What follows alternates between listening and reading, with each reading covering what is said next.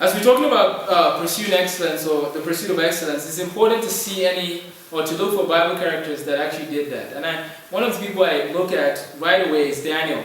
Daniel, we learn, is called from his land to a different place, and God blesses him and gives him an opportunity to serve the king. And let me tell you several ways that Daniel excelled in his life, and I hope that you would do the same. Number one, Daniel excelled by standing out.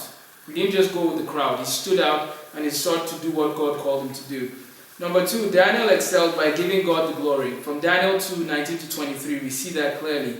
Daniel excelled by giving God the glory. Number three, Daniel excelled by using his talents and abilities for the glory of God. Number four, Daniel excelled by acknowledging God in all his endeavors. Daniel made it clear that it was God who enabled him to do what he did.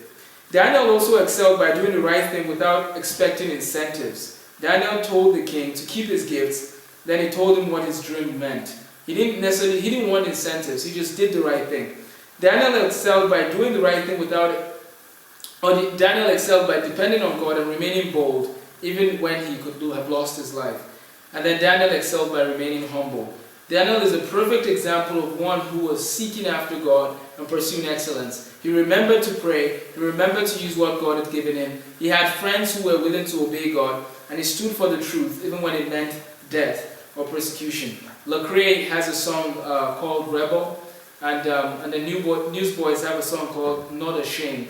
We have to ask ourselves, are we living for His glory? Are we pursuing excellence? And if we want to finish strong, and if we want to live for Him, then let's go back to the Word and learn from the characters in the Word. Thank you.